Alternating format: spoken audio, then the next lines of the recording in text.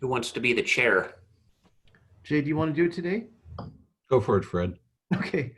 All right. My name is Fred Chang, and I am the interim chair of today's Land Use Committee meeting. And we're starting around 9:30. Also present are Planner Nick Bond, Councilman Jay Rosa Pepe, Mayor Rob Putansu, and Senior Planner Carrie Salee. I'm sorry, I don't know your exact title, Carrie. Senior planner, sorry. Oh, good. Long range planner, but Long range. Okay, sort of close. All right. Well, let's skip the first item, which was the Land Use Committee meeting dates, and go into our second item, which is the discussion of the donation policy. And it says my name there, but I have to give Carrie 99% of the credit for this, other than finding it. We found this on Bainbridge Island's website and made it our own. And then really, I just went and for the attachments, I mean, there's locations at other parks, but I walked with Public Works and identified locations for in McCormick Village Park. I think there's some opportunities at Van Zee, and the wrought iron version of the bench is what you see on our waterfront. The recycled plastic is what the style that we have in McCormick Village Park. And we've had a fair number of people call lately and offer to want to donate benches, in particular memorial benches. And when I do stuff like this, Beck's usually the first one to say, but where's our policy? So we did a little project with the Rotary Club there with a few benches, but I'm just looking for opportunities for people to donate things, and donate things that are that work with what we already have in place. And that's really kind of my story.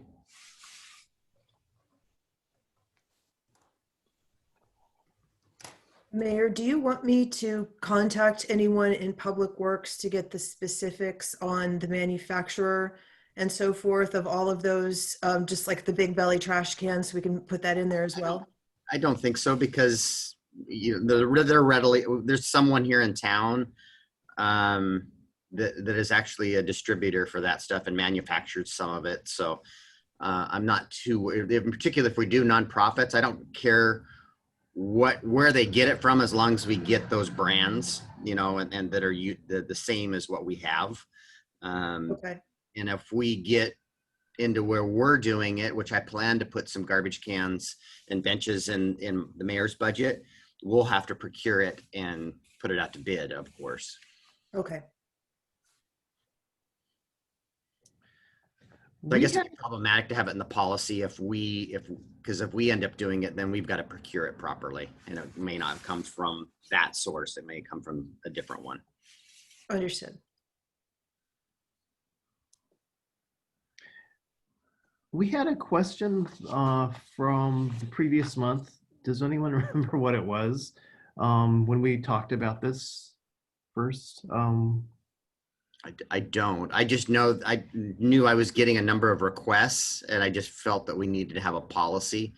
And really, the nothing. State law says anytime we get a donation of $5,000 or more, it has to come to the city council. This will just gives us a process and locations and products for these smaller donations. It doesn't deal with artwork. Artwork is really difficult. It seems like nobody's ever happy with it, and the artist's never happy with where we put it. So I stayed away from artwork with this. This is really just picnic benches, bike racks, garbage cans, that type of stuff. I like the policy, and I was wondering if we want to go a step further, which is put it on the website of a page where people can pick things where they can memorialize, just make it more available. Yeah, that's the plan after you guys Okay. approve it. All right. Yeah, no, I like that, and give them a general range and encourage them, and maybe even have a form that they can fill out the wording on it or something to make it easier. Well, and my goal is for us not to do it, and like we did it on the waterfront, is hand them off to, and it doesn't have to be Rotary. It could be Seroptimus, it could be Kiwanis, and get these service clubs to do it, and then we don't have to deal with the procurement aspect of it, which drives up the cost of the stuff and prevailing wage and procurement. Yeah, it sounds good. I just wonder if we want a bar chart comparing all the clubs and how they're competing with each other. They do enough of that on their own. It just, I like it. I like the fact that the city's doing the installation. I think makes it cleaner. My only question came in is just about whether we needed any more information about, regarding any type of plaque that's placed there. Just, I know it says that, kind of at discretion, but I just was wondering if that would get us in any issue. Charlie doesn't like it, but yeah, we don't want things that are offensive, that could be deemed offensive. So, but there are some free speech aspects to that.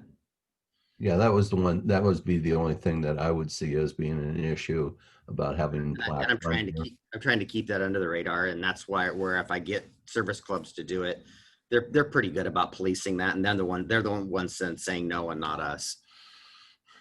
Okay, thanks. Okay. Are you comfortable with this going directly to council, or do you want it to go to a work study?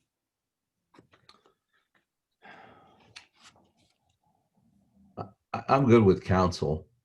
I do too. It could even start as a discussion item, but I don't, I can't, I don't think it's controversial. yeah, I can't anticipate any problems. I think it may evolve over time a little bit, but this is a great one to get going. Yeah. Yeah. I So you're agree. comfortable, probably not next week, but the end of the month. And maybe whoever makes this, when you do your committee report next week, talk about it, that you directed us to bring it to a future council meeting. Yeah. Okay, sounds good. Okay. Nick, do you want to talk about projected growth? Well, I was going to ask you, I believe Fred and Jay, you were both at the Economic Development Committee meeting when we talked about this same issue in terms of projects that are happening. I think it was more for Scott's benefit, and he is not here. So maybe we should put it at the end of the meeting in case he shows up. I was actually not at that part of it. I was there for Okay. the attack, and then I punched out. Well, let's see if Scott shows up so that he can Right. benefit from hearing it as well, and we can move on to other items. Cool. Okay, sounds good. Then fireworks code revision.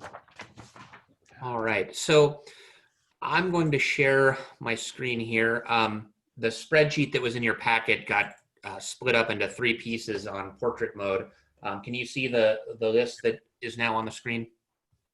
Yeah. Okay, so we had brought forward an ordinance that we initially thought was going to help with some issues concerning fireworks stands, in that several of the stands that have been going on for years are on properties that are not properly zoned to host fireworks stands. This past year, we did not enforce our zoning code as it relates to this because we wanted to give people notice, and because they have to apply by mid-April, we didn't have time to make any changes. And so we're trying to do this in anticipation of the applications that will come in next year. And if anyone has any issues, we want to notify them now that they may need to find a new site for their fireworks stand. However, after looking at who applied in 2020, because of coronavirus, 3 of the stands that have traditionally occurred dropped off and did not happen in 2020. Those are the 3 on the bottom of the list here. This is the car dealership on Sedgwick where the taco trucks are. That one was not allowed under the zoning, was not allowed, and didn't occur this year. There's also one at the northeast corner of Ramsey and Sedgwick that I believe is between the gas station at Bethel and Sedgwick and the gym. There's a vacant lot there where a stand has occurred. And so that one also did not happen this year. And then finally, the Christian Life Center Church, that's there at Mitchell and Lincoln. That one did not occur in 2020 either, but that's the only one that this new ordinance is helping come back potentially in the future. And so we're not even sure that they want to come back or why they didn't host one in 2020. The other thing that we learned is of the stands that did occur in 2020, only a handful of these were non-conforming. You had, there's one on Hayworth. This is actually, they've filed an application for development, so I'm guessing by next year they will not be allowing this one anyway. The bowling alley has traditionally hosted one, Bimart, Farmer George, and there's one near the Pancake House, as well as another one on Bethel that are currently not allowed per zoning. However, what we learned is that excluding the Rush property, which is going to develop, and the mattress store property that was a new location in 2020, the other three are actually under our non-conforming use chapter. They are, I don't like to use the term grandfathered, but I think it makes sense to you probably, because they've had this annually since historically when fireworks stands were allowed in those locations. As long as they keep going every year, they are allowed to continue in perpetuity as a non-conforming use. So those three properties don't have an issue. Really what it comes down to is this mattress store. They were new in 2020. They moved from the grocery outlet parking lot because when grocery outlet came in, they had exclusive rights to the parking lot and did not want the fireworks stand there. So they had to find a new location in 2020, and the location they picked was actually not allowed per zoning code. So Are they grandfathered now since we've allowed them once? no, because they weren't a legal non-conforming use when they were allowed this year. So what I would propose to do at this point is we need to notify this one location that they were mistakenly approved in 2020 at that location, but in 2021, they're going to have to find a new location that conforms. And so that would be one letter that we send out. And then the real question is, do we want to move forward with the ordinance that's proposed, which would allow churches to host some of these locations? And so there's one church that has historically held these that didn't hold one last year. And so we would be helping that one come back. And I could see, there's a church on Tremont that has pretty good traffic volume and visibility. Maybe they would want to host one, and maybe the Christ the Rock church out on Old Clifton is in an area where there aren't fireworks stands. But there aren't a lot of churches on main roads that have the level of traffic, I think, that would create a demand for a fireworks stand. And so I think the question is, number one, do you want to go forward with this ordinance that opens churches up as approved locations for fireworks stands? And if not, we don't need to move the ordinance forward. We can just not act on it and then notify this one property or this one fireworks stand that they were mistakenly approved this year and they need to find another location. And then the other locations, because they're grandfathered, can continue in perpetuity in those locations so long as they don't skip a year. First of all, the ones that are grandfathered, do they know that they're grandfathered? And if they move, they don't get to come back? We could send them something to that effect. I would want to be careful about how I word that, because if our codes change in the future, I don't want to have a letter floating out there that is in conflict with something that might change. But we could certainly send the notices to those handful of current stands that they are legal non-conforming fireworks stands, and as long as they continue to operate every year, they will be allowed to continue at that location. And then we would have to notify this one that had moved from the grocery outlet that they need to find a new spot. But in terms of the ones that stopped in 2019, we could also notify them that because they didn't host a fireworks stand in 2020, they've lost that status and have to find a new location that conforms with the code. And so passing one that allows it on churches and these civic and institutional properties potentially gives them an outlet for finding a new location, because it says, okay, I need to go talk to a church and see if they'll host me at this new location.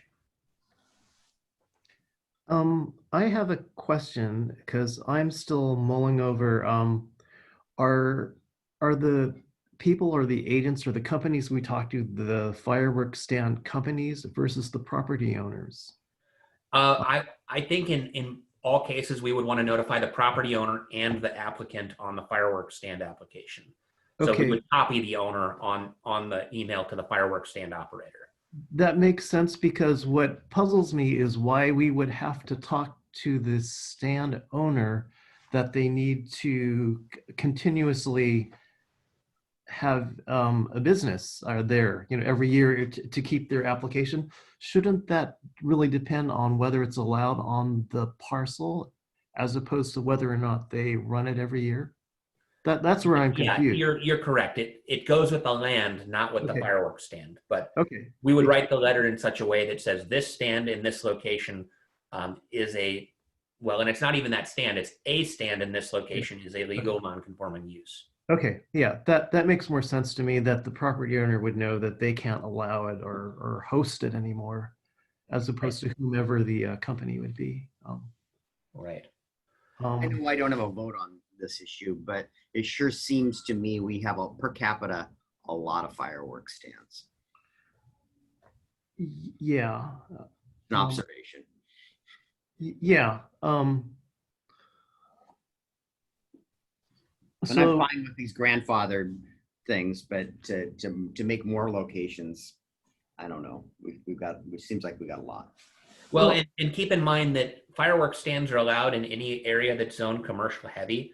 So they could talk to a property owner either on Bravo Terrace, at the Fred Meyer, at the Safeway, at the Walmart. If they could get permission to be in any of those areas, they can have fireworks stands on commercial heavy. So it's not like there aren't other sites that are available. It's just whether those owners are willing to host the fireworks stand. My personal opinion is I'd rather get them focused to the commercial area, as you just talked about, commercial heavy, instead of, and trying to get them out of residential areas or what I consider, around a residential area, but that's my personal opinion. No, that makes sense. I'm also concerned about the two at the bottom on Sedgwick, because I'm thinking that I don't know that that's safe traffic wise, 1295 and 1489. And I guess Right. Yeah, they don't have real driveways. Those are both vacant lots with, they drive onto a gravel surface, and it's undeveloped land. I would, for safety reasons, not like to encourage that at all. Right. And we wouldn't approve them at this point because they are not allowed in those locations. Okay. Yeah, I'm comfortable with that. So I guess the recommendation would be if the land use committee recommends not moving forward with the ordinance, I can report that in my department report at the next council meeting, that we brought this ordinance forward and this is what happened, but the land use committee has recommended that we don't move forward with it. Does city council want to have any further discussion on this, or should I proceed with notifying the fireworks stand owners that are not in compliance that they have to find new locations? So I think this should go to work study, because I think it needs to be explained what the non-action means. right. And there may be some discussion on that. I don't know that everyone feels similarly. So I would recommend it go to How work about study. a discussion item at next week's council meeting? That would work too. This discussion. Okay. Yeah, I think work study is getting pretty full for September and Discussion October. great. Okay. I'll concur. Carrie, can you please let Janine know that this needs to be added to the agenda, and I will, and we can put this spreadsheet together in a staff report for council. Yes. Thank you. As a discussion item, though. Correct. That sounds good. Okay. What's new with Ruby Creek? All right. I'm going to share another. First of all, Ron Rice isn't happy. yes. So we have the hearing at the Planning Commission. We had a handful of people show up and testify. In response to that testimony, we revised the Ruby Creek plan and we added new goals and policies. And two of these are very new and are shown in red line. But goal 2, policy 7 and 8 are also new and really address comments from Mr. Brown and Mr. Rice about traffic issues in the Ruby Creek neighborhood and in support of development. And so we wanted to bolster our goals and policies. We already have these projects on our transportation improvement program, but we wanted to explicitly state that lobbying WashDOT to improve SR 160 and the interchange at 16 is a priority. We wanted to really emphasize that Sedgwick Road needs to be improved, but that Sedgwick needs to be evaluated to determine whether widening is warranted or whether the deficiency in the corridor is caused by the WashDOT facilities, because you may not need extra lanes if the bridge and the turning movements at the interchange are improved. So, so we recognize those issues that were brought up. We got another comment from somebody who lives, I believe, outside the city, but is in proximity of the neighborhood.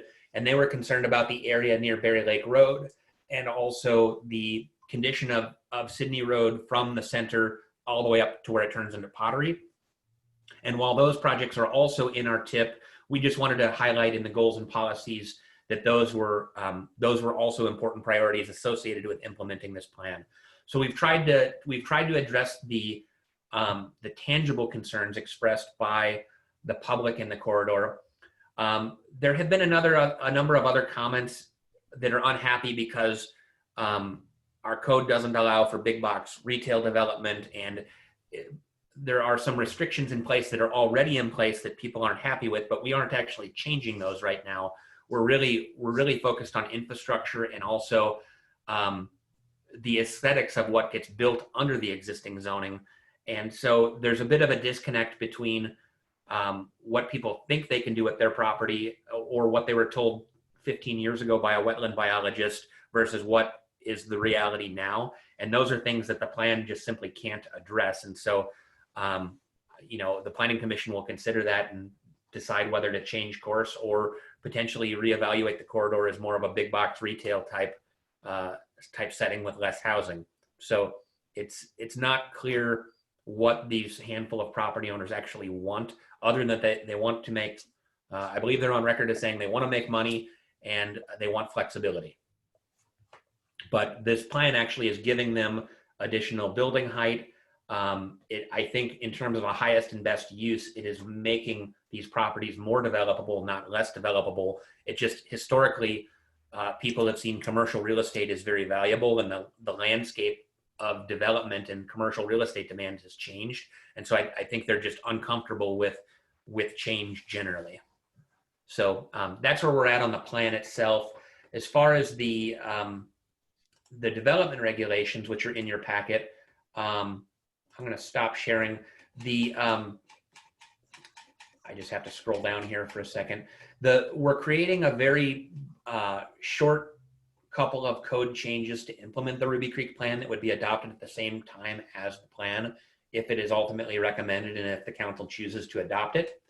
And so those changes include, number one, we are amending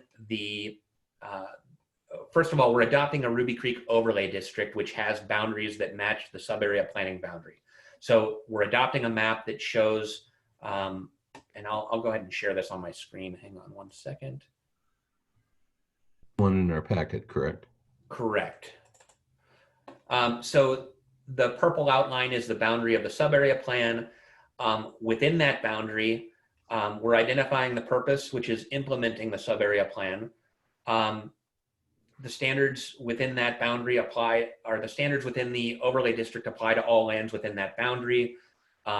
If there's a conflict between something in these regulations and elsewhere in the code, these overlay district regulations apply. And so there's a couple of uses that we have specifically altered from the default that is in our zoning code today. And one of those surrounds the possibility of a transit park and ride lot. And we are making it possible to build a park and ride in both the CMU, commercial corridor, and commercial heavy zone. And in all of those cases, a conditional use permit is required. Previously, park and rides were not allowed in the CMU zone, but were allowed in the commercial corridor and commercial heavy zones. So this provides them the transit agency some flexibility for potentially locating a park and ride in the neighborhood. Additionally, we're restricting privately held commercial parking lots that are just standalone for-profit commercial parking. Those are allowed in our downtown mixed-use zone because we allow that in downtown Port Orchard. We don't want to allow that here in the Ruby Creek neighborhood. We also restricted standalone parking garages as a commercial use. However, if it's a transit park and ride, it's allowed because it's part of the use that's further up the list.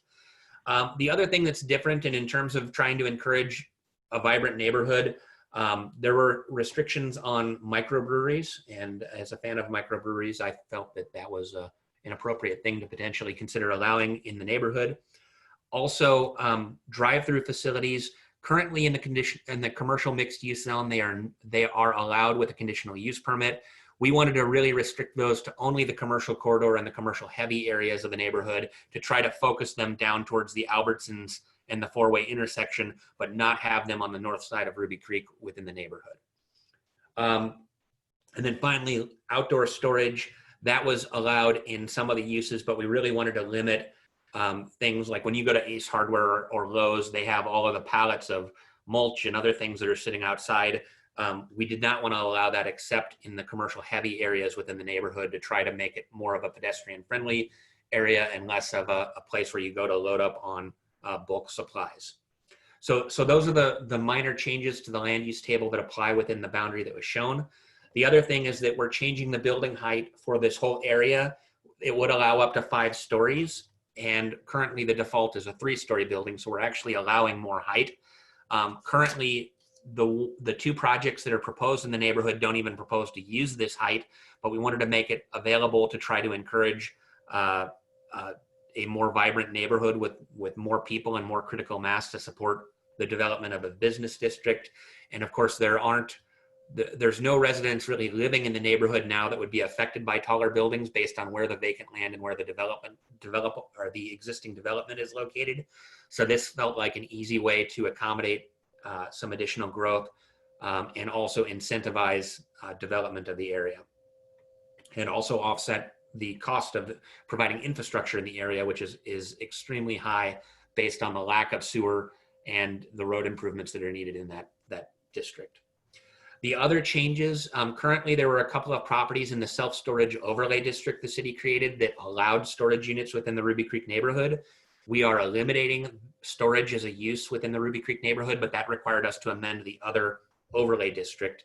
And that was mainly on the northwest corner of the sub area at Little Glenwood Road, just south of Sidney Glen Elementary School. There were those 2 parcels allowed storage, as did, I believe, some properties on the east side of Sidney, north of Hovde, allowed for storage uses. So those have been restricted a little bit further from where they had been previously.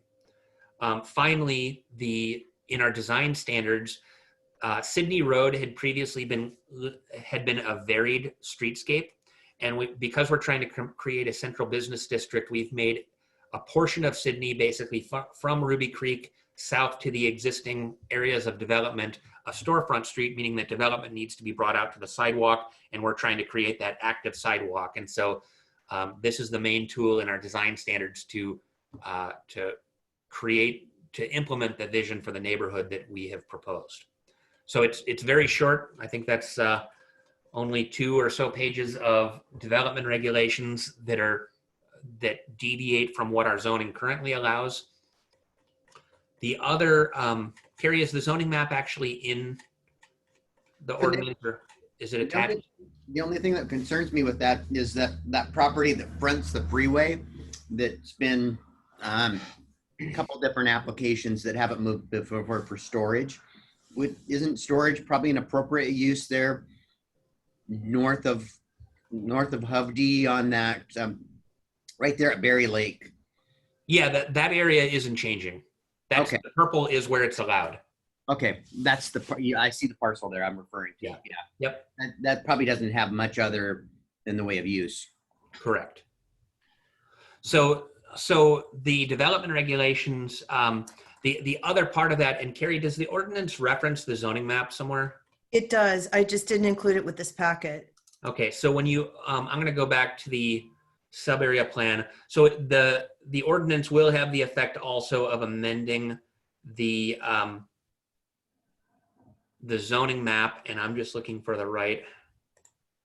There it is. So once you're in the plan itself,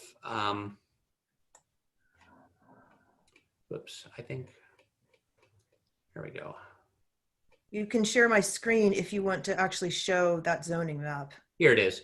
So the other change that the development regulations will include is that the frontage along Sydney here is going to be downtown mixed use, meaning that it allows a greater lot coverage and requires that the buildings be out at the street in accordance with the block frontage. We talked about the storefront block frontage, but the rear portions of all these properties are remaining the same. So you have commercial corridor in the south end of the corridor and commercial mixed use further to the north. Can you blow that up, Nick? Yeah, let me see if I can zoom in. Is that better? Yes, it helps. Thank you. Yeah, so not a ton of change here except for this downtown mixed use, which is a new introduction, and which presumably it doesn't actually preclude the couple of property owners who are making noise about the plan own property that is kind of the medium red color here. They would be required to have building pads along Sydney, but they could still do whatever they want with the rear of the property. I think their concern is we show in some of these maps based on county mapping that there are wetlands here, and they were told years ago that wetlands didn't exist in this area. So when you see wetland B on the map that Kitsap Transit provided, and when you see that this area down here is floodplain and greenbelt, they're unhappy with that being in the plan, which we clearly say, there's a section in here that says you have to verify wetlands and floodplains. These are based on county maps that are not field verified. Your potential development may vary. So the plan is very clear that this is not the final word on what can and can't happen in those areas.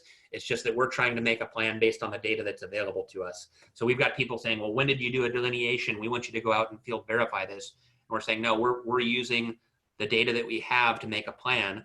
If you have other data, you can provide it. But I think that so far they have not wanted to. So there's a disclaimer at the beginning of the plan that we added that says that the mapping and data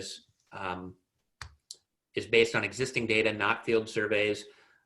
It's for planning purposes only and can't substitute for field surveys to determine the location of critical area and buffers. So that was another addition that we made to try to satisfy the individuals who were raising objections to what was in the plan. I've said before that I like the storefront street, and I still like it. Have you gotten responses from developers? Do they like that block frontage, or are they neutral? Or honestly, there has been zero interest in developing in that the commercial corridor zone area of that area. Everything north of Ruby Creek was rezoned as commercial mixed use, which allows for apartment development. And there's very much interest in the apartment type projects. There's no interest in the commercial. And until you have those rooftops, there just isn't a demand for commercial space. So our hope here is that by paving the way for the residential pieces, it will in effect subsidize the commercial development because there's suddenly a customer base for future businesses. I'm comfortable with the height change, and I'm just wondering, why do we even limit it to 5 stories? Well, so we currently do allow you to buy development rights to go even higher than that. You can go up to 8 stories, but I think one of the limitations is our fire department would have to buy new equipment to go any taller than 5 stories. Well, wouldn't they have to sprinkler it? Yes, but that doesn't mean they don't have to have ladder trucks that can reach those buildings anyway.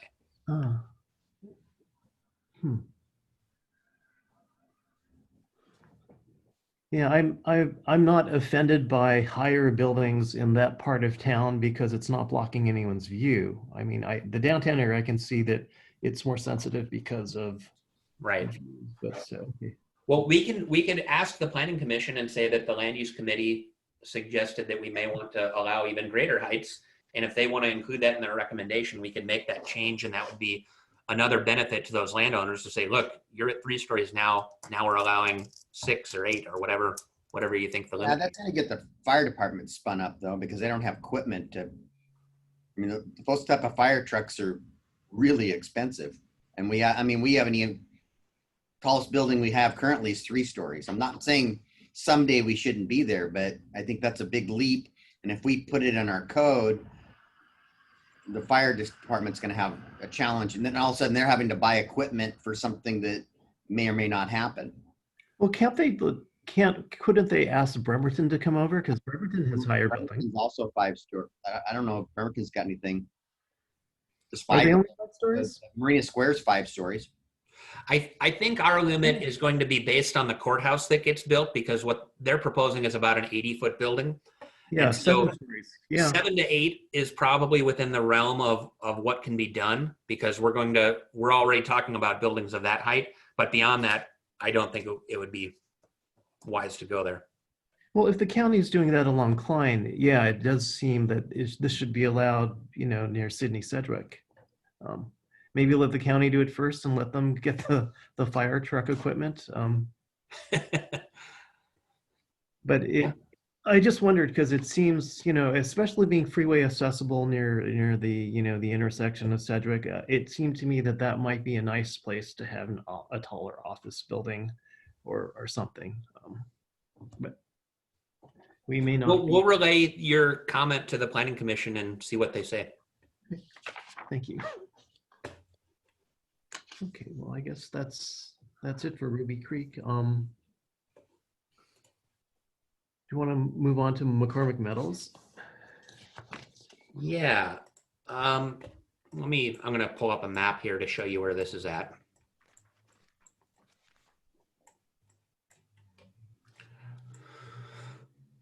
All right, so about 10 or 12 years ago, we approved the McCormick Meadows subdivision.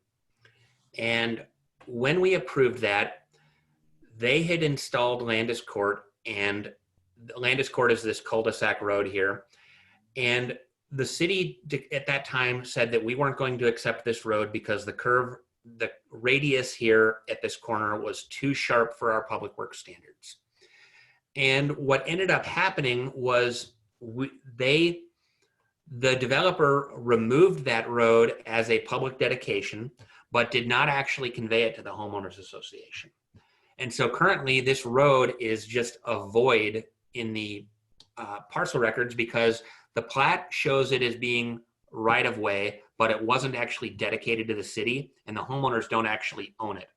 And I think that's partially an oversight on the city's part, in that we approved the final plat without ensuring that this thing was correctly conveyed to the HOA.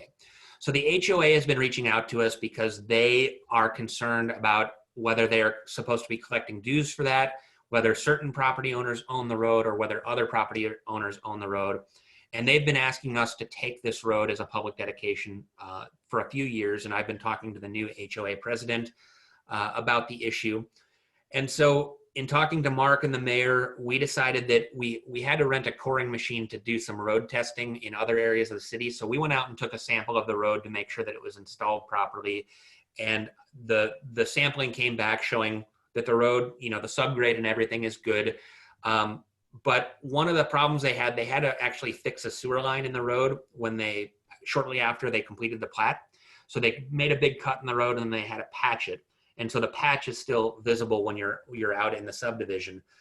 So what we suggested to the HOA is, hey, maybe if you were to propose to do an overlay of the road to bring it to a like new condition, the city would be willing to accept the road as a public road.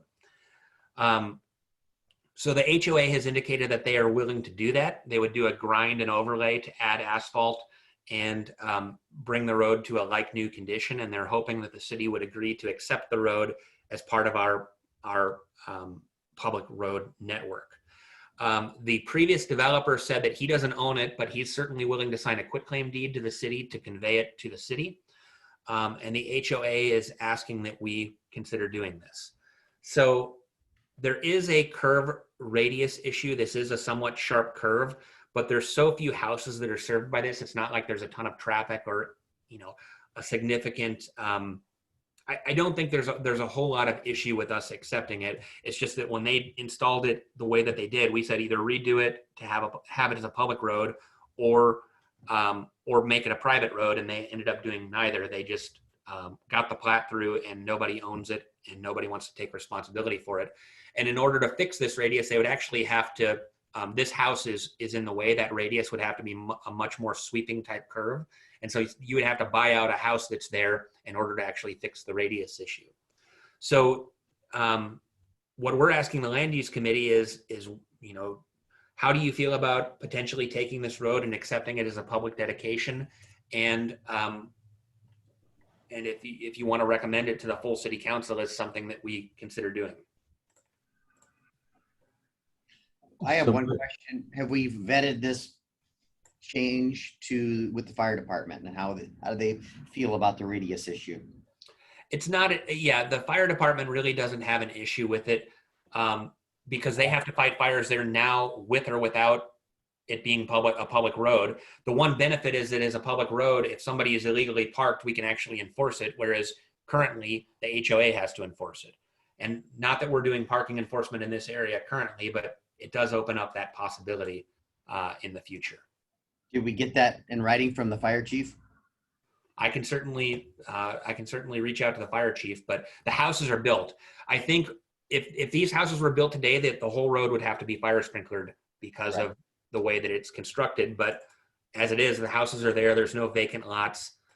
You can see this is the sewer patch that was made when they first installed the sewer line that comes all the way out there. So that's the portion that we would want them to overlay.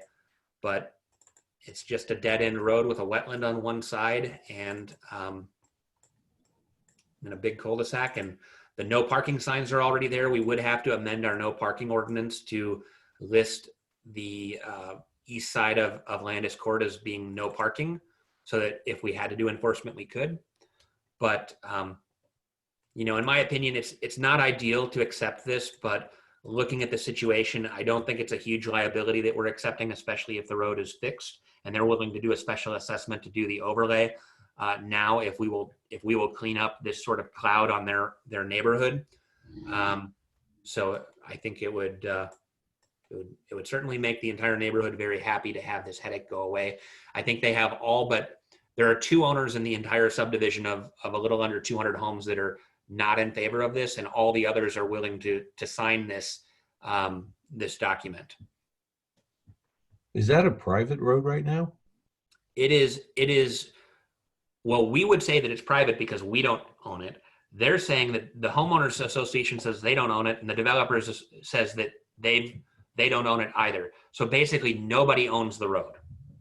So what they want to all do is quit claim it to the city as a public road. I mean, because we have numerous roads in McCormick Woods that are private. Right. And so my question, I go back to your statement about liability. If we get the road quick claim to us, and even with parking limited, does that cause us any problems? Theoretically, it could, but I think it's a very low likelihood occurrence. And the other thing is that I think the main issue here is that you have 200 residents, and the HOA has no way of knowing how the maintenance of this road is supposed to be split. And because it's not HOA owned, some of the residents are saying, well, I'm not paying for that. It's not part of the HOA. It's not part of the plat dedication.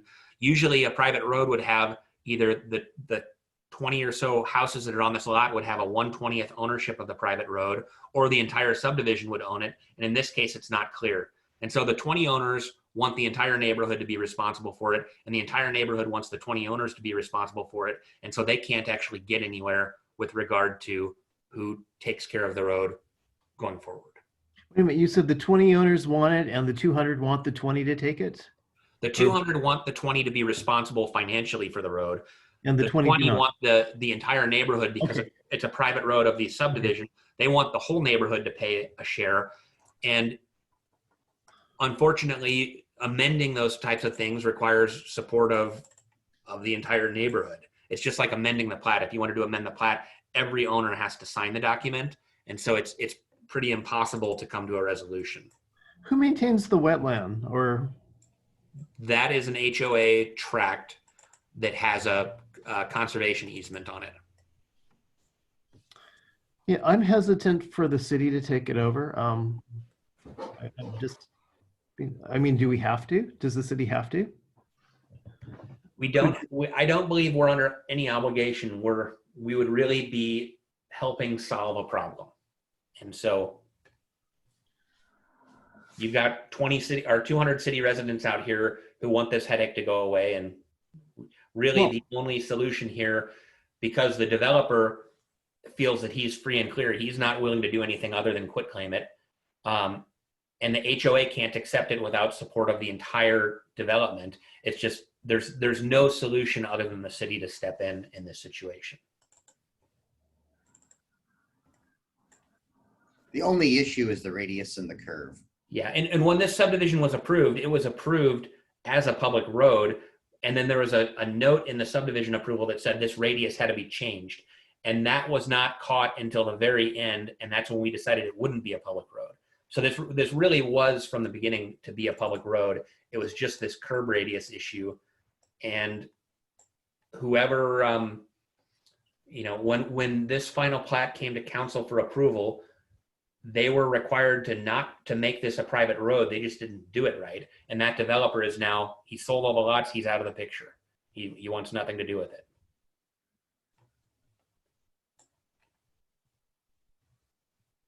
But he still owns it, right? No. He says legally he doesn't own it because the plat has been conveyed to the HOA, but it wasn't actually dedicated to the HOA correctly, and it wasn't dedicated to the city either. It's in limbo.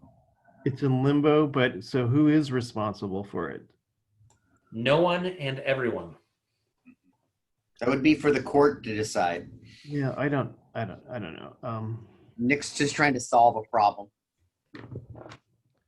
And I think you need to get something from the fire district, I think, to make sure that we don't upset that relationship. But I think it's probably, it's a 25-mile-an-hour road. It's not like there's high speeds at this corner. There's 3 houses, I think, on that street. At that corner, beyond the corner. I agree with Fred. I don't particularly like it, but if the fire department would give us something in writing, email, whatever, I could probably live with it. It solves the problem, I guess, is how do we not get ourselves in this solution next time? Somehow I just see a liability issue out there somewhere that could bite us in the proverbial rear end. Well, I can certainly reach out to the fire department, and then what should we do with this as a next step? Take it for discussion to the full council? Yeah. Yes. All right, and so I guess it sounds like you are hesitantly recommending that we consider this, provided that they do an overlay and the fire district says it's okay. I think also, yeah, I agree with that. But what might also help is if we had an idea of what the potential cost might be, how much footage, or I don't know, what's the area involved. Overlay this, it will not be overlaid again in our lifetimes. If we're getting a new street that has very little traffic on it. Yeah. We've done it boring. We've determined there isn't a problem. We don't have Perry Avenue where we have a poor subgrade and a failing hillside. They're gonna bring this to a like new condition, and we should never never say never. And we might have a pothole there someday, but we're in our lifetime, we're not going to pave this road again. So it's not anticipated to be very expensive. No, it's in the tens of thousands of dollars to do the overlay district, but they're going to take care of it. And even right now, even with the patch, it's not in bad condition. That's a once every 30 to 60 year type maintenance. And when it's a low traffic road like this, I would say it's closer to 60 or even more. If you, like me, you live in Tacoma, it's probably every 100 years. I can live with it if we can get the fire department to buy off on it. Okay. I will follow up with the fire district, and I'll try to get it on one of the council agendas where there's space for a discussion item at a regular meeting. Okay.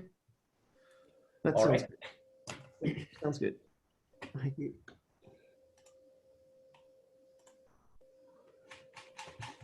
So Nick, you have some survey results? Yes.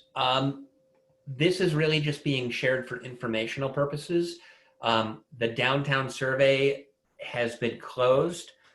We received a number of responses to the questions, and we just wanted to provide this to you for informational purposes right now. All of this input is going to be considered as we develop the sub-area plan. We've also done our scoping notice for the EIS that is being done for the downtown area. And so we've been receiving some comments on that. I think right now, most of the comments haven't been really directed towards the intent of the scoping notice, which is to sort of define the alternatives that you're going to consider. They're jumping ahead and saying, we don't want A, B, or C in the future, rather than we think that this proposed alternative should be revised as follows. So anyway, the scoping notice, and that will be brought to the Planning Commission. I think Carrie, what are we taking to the Planning Commission tomorrow night regarding We're having our EIS scoping meeting tomorrow. Okay, yeah, we're required to have a scoping meeting tomorrow night at the Planning Commission. So we're just trying to keep you in the loop in terms of how the project is progressing. And if you had any specific questions about what was in the survey responses, I could try to tackle those, but I think they're pretty self-explanatory. So there are no surprises. Not so far. Okay. What were the responses in line with what you were expecting or was expected? The turnout was a little lower than I had hoped. We ended up extending the comment period, trying to get more comments and pushing it out through Facebook, but it's hard to get participation in Port Orchard for whatever reason. So, but I think that we shared these responses with Rice Fergus Miller, who's designing the community center, and they found them very interesting because they sort of tie into the work that's being done on that project. And so they were actually really excited about a couple of the responses in terms of what that means for the direction of the community event center project. And I think the department sent out postcards. Was that to the area for this survey, or was that citywide? Or the postcards were related to the scoping notice, right, Carrie? And that was, I think, within 800 feet of the boundary. Of the revised boundary. So it was the existing downtown county campus plus the expanded revised boundary, and then 800 feet outside of that. okay. Yeah, I got one. Oh, you did? Okay. Yeah, I did get a postcard. Yeah. Yeah, I think that's where our comments have been coming from. And even with as many notices as we sent out for that, we've still only received, what, 5 or 10 comments, Carrie? Probably about 10. Yeah. 10? Okay. So far. Did you take the survey, Fred? I did not. Oh, Fred. I meant to, and I did not. But Yeah, I think that the only comment, I mean, there's nothing controversial in the comments, but it's disappointing that we didn't get more. But as you said, it's not limited just to the city. Right.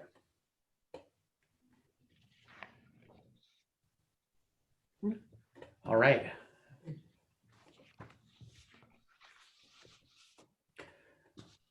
and I guess we're ready for my favorite topic, the multifamily tax abatement. I didn't know that was your favorite topic.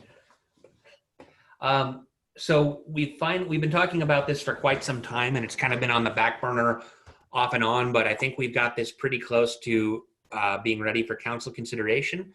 We have now redlined the code revisions and prepared the proposed maps showing the tax exemption area. And if you remember, I'm going to share my screen here to the actual document in the packet. If you remember, we're creating 3 types of multifamily tax exemption. types 1 through 3. And the type 1 is a affordable housing tax exemption, and we're changing the thresholds for what constitutes affordable housing. The type 2 is for redevelopment, and the type 3 is for greenfield development. And so we're not setting quite as high of a bar for redevelopment because it's a higher cost type of activity. But for redevelopment, we're requiring certain things such as that your parking be contained within a parking structure, or that you're doing mixed use development. The big issue I wanted to bring your attention to, which is I think our last decision point if everything else looks good, is that our current tax exemption zone largely is located along the Bethel corridor between Lund and downtown. And because these areas of Bethel are actually not within a designated center within our comp plan, currently they're proposed to be removed as a tax exemption area. And I don't know that that's necessarily what the city council intends. So in the code current, or in state law, we're only allowed to offer multifamily tax exemption within an urban center. An urban center is not the same as a center as designated in our comprehensive plan.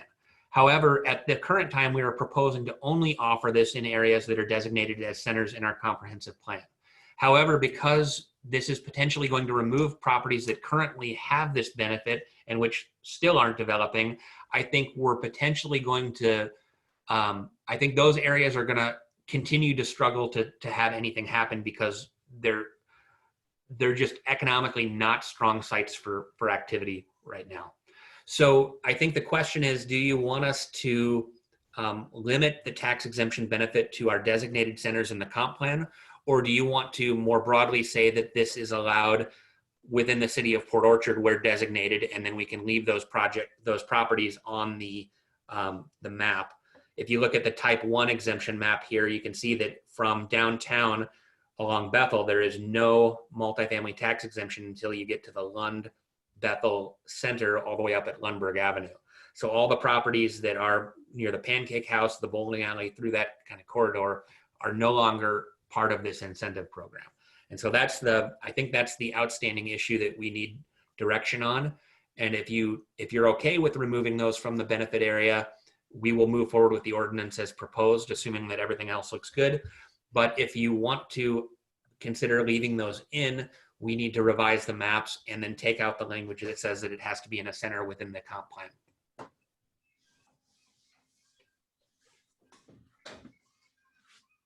Is there a recommendation, Nick? I don't have a strong feeling one way or another. You know, that whole Bethel corridor is within the opportunity zone, or everything at least on the south of Mile Hill is in the opportunity zone, and anything east of Bethel is in it. Some of those properties where the glass repair place is, and the handful of shopping centers on Bethel on the east side are not in an opportunity zone, so they don't have as much of an incentive. But I guess my feeling is that Bethel really doesn't have the feeling of an urban center, and we're trying to encourage more urban development there, but it's such a narrow corridor between Blackjack Creek and the slope that goes up to Mitchell that there's not a whole lot of development potential there anyway. So I don't have a strong feeling one way or another. I think the incentive will probably help at least one or two projects happen in the future, but so far there's so little interest in this area that, you know, I'm not even sure that this is going to make something happen. So is the area that would be removed everything that's pink on this map, or? Yeah, so Lundberg is where my cursor is here, if you can see that. Okay, So yeah. the areas south of Lundberg are still within the tax exemption area, but Okay. everything to the north of that along Bethel until you get down to the chiropractor and Hanley construction would be coming out. Okay, and so that narrow strip up there where your cursor was, I actually thought that, well, and this is me thinking out loud, I thought that might be an interesting area for more development for residences because it's semi-walkable to downtown.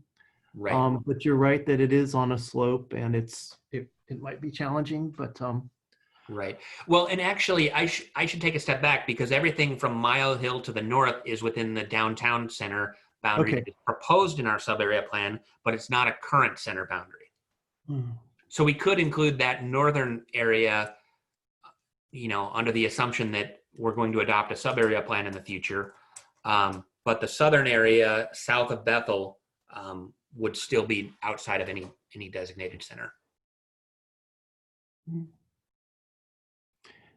It should probably be brought for council discussion. I definitely like the idea of the northern portion being included. And I'm neutral on the southern portion.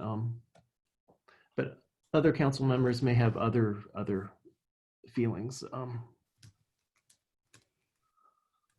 know, Including Rob, what do you chair. think?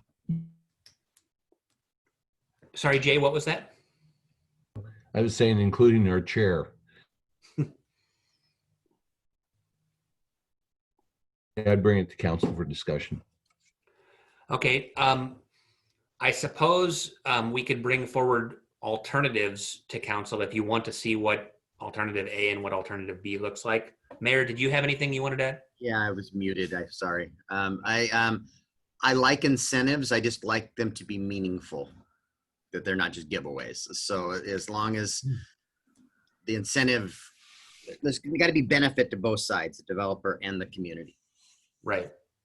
So I guess that's the question is, if you're going to include these areas, would it be only for affordable housing, or would it also be for greenfield development if it's of a mixed use character? Because you could choose to bring it forward and just say, we want affordable housing in this corridor because it's on a bus route and it has easy access to downtown and services in the ferry.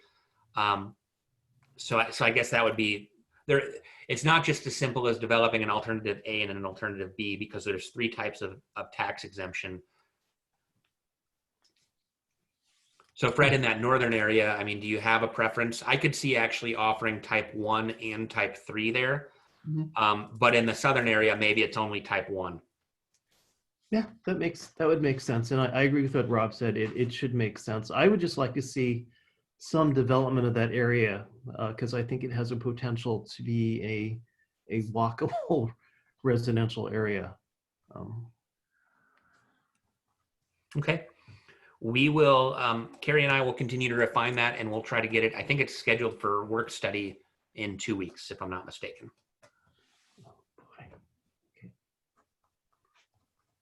Thank you. All right. Thank you.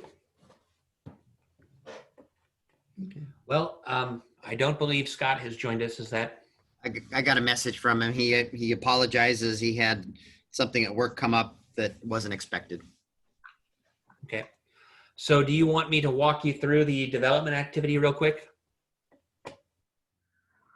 I would at this point in time, unless you're bringing it to council, for full council shortly. No, it won't take very long. Let me pull up a map here real quick. Yeah, I always like to hear it. Nothing going on. Nick's department is overstaffed. Carrie's staring daggers at me. All right. They have that separate building. There's a ping pong table in the conference room, I hear. All right, so I'm going to start. Let's see here. So at the center of the screen here, assuming that you can see that, Blueberry Ridge is nearing completion. They have been paving.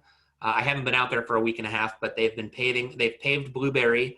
I believe they are paving the roads internal to the subdivision, and I believe they're going to come forward with a final plat application in the next probably 2 months. I think there's still some punch list items that they have to complete before they're going to be ready for council to actually vote on the final plat, but that's 105 lots. Just to the south of that on Geiger is a subdivision, the Geiger subdivision, which is 49 lots. They are just about to have a permit in their hand that allows them to clear and install all the infrastructure and start building out that subdivision. I'm going to jog over on Sedgwick next to Fred Meyer. This site right here is the Sedgwick Multifamily. It is 136 apartments in 10 buildings, and currently our building inspector is trying to review these buildings, but each one of these takes several weeks to get through. And so we have 16 multifamily buildings in for review right now, and I think we've knocked out about 4 of them. We've also farmed a few of those out to our consultant who's trying to get through that backlog as well. In addition to this site, just to the east of that is another multifamily project which hasn't come in yet, but I believe that's going to be the Sedgwick Multifamily Phase 2 project probably in the next 2 years once they get underway on Phase 1.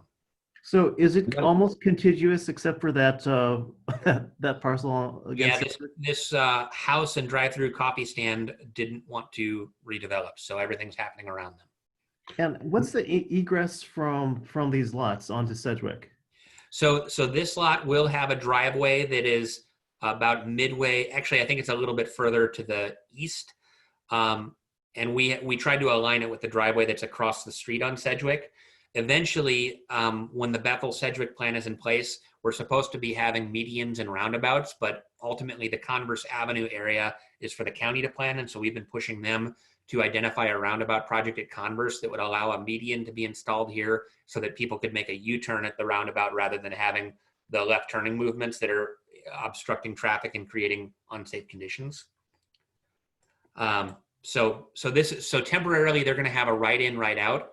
And anybody who actually wants to go west is going to have to go down to Converse and come around to Bethel and come make a left out on Bethel.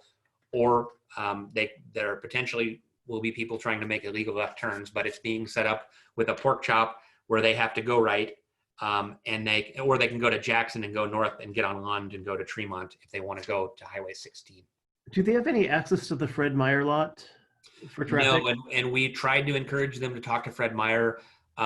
Most of these big retailers, they do not like granting access, even if it allows customers easy access to go shopping.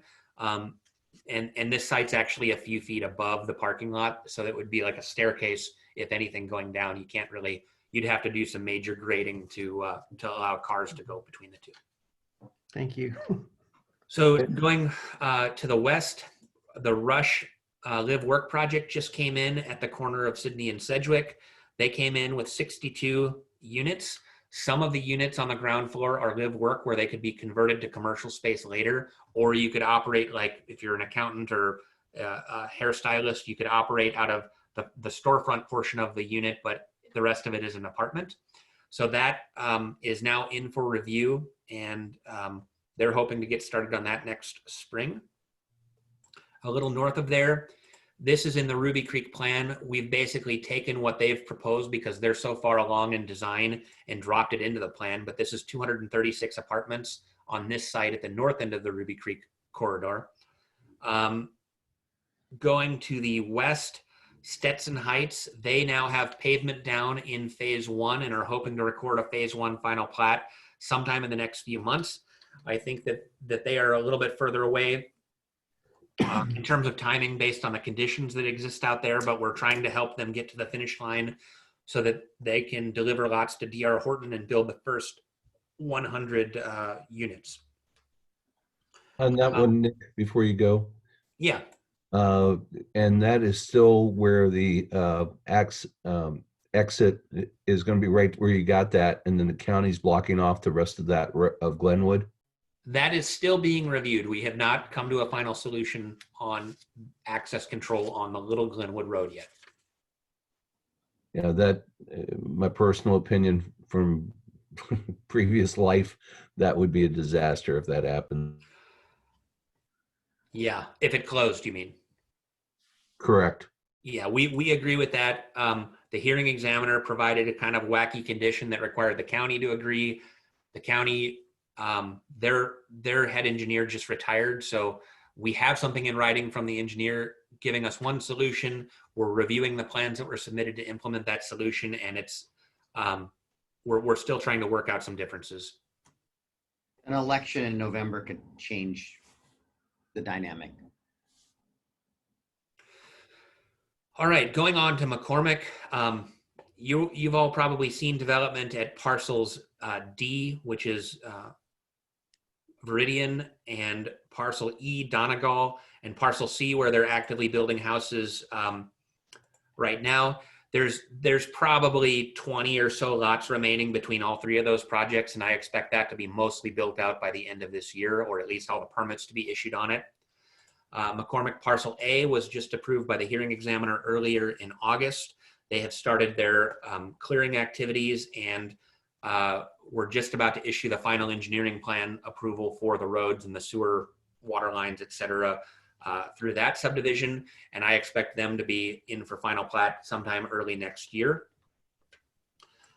Going further to the west, Quadrant has purchased a portion of McCormick North, and I believe they have options on the rest of McCormick North. But the first 84 houses, they've cleared this site, they're installing infrastructure, and they are actively talking about submitting their final plat application with one of our planners. So I expect that to probably come in before the end of the year to get final plats so that they can start building houses in the spring. Then if we go, I'm gonna go back towards downtown. We've just issued a clearing permit for this large parcel here across the street from the Melcher subdivision that Kitsap Housing is doing. I think Kitsap Housing has sold about half, or they have buyers for about half of the homes in this area, and still about half of those lots are undeveloped. And then across the street, they've been talking about doing 200 apartments. They have the clearing permits there, but they haven't actually submitted their final plans for what they're going to do. So they're just trying to really get the site graded and ready for development as they work through the rest of their plan. When you go down to the waterfront, the lighthouse site, the permits on that were approved by the hearing examiner. However, there's a shoreline variance that has to go to ecology for approval. So we're probably still a month or so away from the final ecology sign off on this. But that was a 38 unit apartment building with a small commercial space for like a coffee shop that would be on the water side of the building. So that's an exciting project for our downtown. I'm gonna go over, make sure I'm not missing anything. I'm gonna go over to Overlook Apartments, which are off of Mile Hill, right above. So Overlook Phase 1 is right behind the movie theater. That's complete. They also own the property above that off of Harriet and Lavelle and Whittier. And so they're proposing 99 apartments that would all have pretty good views of the mountains up on the hillside there above, kind of above their existing apartment project in the movie theater. That is in for building permit review right now. And I'm expecting to issue building permits on that towards the end of this year for at least some of the buildings. I think it's going to take a little longer to get through all of the plan reviews on this particular project. What's the access to that parcel? Yeah, it's The gonna road build. access. So they're going to do a full reconstruction of Lavelle, coming in then off of Wendell. So Wendell to Lavelle to Whittier, they're doing pedestrian improvements all the way out to Mile Hill on one side with a full reconstruction of the road and construction of Wendell where it currently doesn't exist. And that Lavelle Street's pretty bad shape. We have problems with that street. Yeah, I can show you what that looks like. It'd be nice to get that fixed. There were houses there that I couldn't figure out what their road access was. Yeah, it's because of that street. So Yeah, very strange things happen. And where that brass ring is, that was just the oddest. yeah, that's not in the city there, but that far up. But Yeah, so this whole area, there's no sidewalks. You have roadside ditches. This is the current condition of Lavelle. So this is going to get totally built as a local access street. Right now, this subdivision went in with minimal improvements. I'm not sure if that was, I think that was prior to annexation by the city, but I'm not positive. It was. And then the new road basically goes in. This is actually a right of way through here that has been it's not improved, but they're going to put in a new road there. So all the residents of this area, they're going to be disrupted, but they're also going to get a new road with new sidewalks and just it's going to definitely change the feel of the area. But considering the condition of this public road, we're very happy to have new pavement that we don't have to, that we're not responsible for. a lot of complaint. I've got a lot of complaints in the past about the condition of this road. Right. Finally, the other couple of projects I wanted to bring to your attention. So the Riverstone subdivision, this was a plat that it was approved years ago but expired. They have now reapplied, and this is a Kitsap housing project where they're going to build. I think this is 39 lots, and so that's a project off of Harold. We also have an application for a rezone at the corner of Harold and Lund, and they're wanting to build, I think, 30 apartments on that corner, and that would actually require the completion of Harold Avenue or Harold Drive, so that it becomes a through road. Currently, it's a dead end. And actually, Right. Will we get a right turn movement there on the Lund there? it'll be a right in, right out only. Nice. That's But really- that'll also, the nice thing there is that currently Lundberg's the only way in and out. So for fire, anything that gets built back here has to have fire sprinklers. But Mhm. once you have the second access point, the fire sprinkler requirement would go away. And then the existing houses that are here that don't have fire sprinklers actually have a second access, which improves their fire and life safety. So Harold would be extended out to Lund. Yeah, it's already a public right of way. It just wasn't constructed. Oh, wow. Is there a house there to the right? Yeah, there's a couple houses there. Interesting. Yeah, these two houses are, we have some code enforcement issues in this general vicinity. Yeah, Sergio. lots of cars parked on the lawn, huh? Yeah. So anyway, so we've actually had quite a bit of opposition to the possible rezoning of this. They want to go from R2 to R3, which would allow them to do an apartment building. The neighborhood to the north seems to be opposed to that, at least a handful of the neighbors. But I think, really given that this has frontage on Lund and does improve the life safety and kind of complete that street, I think it's a really good way to get that road completed, and also to complete some sewer and water improvements in that right of way as well. So we'll see where that goes. It's got to go to the hearing examiner, and then the council ultimately has to approve the rezone. Is that our service area or West Sounds? I think that is West Sound. Okay. And I believe those are there's a lot of other projects I didn't talk about that are more ideas, more so than actual applications at this point. But this is what's actively happening in the city. And when you add it all up, I mean, it's 1,000 or 1,500 residents being added to the city between all of the projects I've walked you through. And that's probably completion within 2 to 3 years, correct? Yeah, I would say most of that is within 2 years, depending on 4 out of the 5 apartment projects have submitted applications for construction. One of them, I believe, is coming in any day based on what they keep telling me. So that one apartment complex, I'm kind of, maybe it's 2 to 3 years, but if it comes in the next couple of months, I would assume that it's going to be completed in 2 years. The single family stuff is all going to happen within 2 years. All the projects I mentioned to you, that Forest Song project where they're clearing, they obviously haven't designed the layout of the apartment complex, so that one wouldn't happen immediately, but the other ones would. Sounds like at Ruby Creek, which you had briefed us on, several months ago, is getting a lot of life all of a sudden. Well, there's always been interest in developing there. It's really been an infrastructure issue where we don't have sewer service. We don't have, we have water capacity, but there's some pressure issues in that basin that have to be resolved. And really the road improvements are very expensive to widen that road and to bring it from a rural road to an urban standard.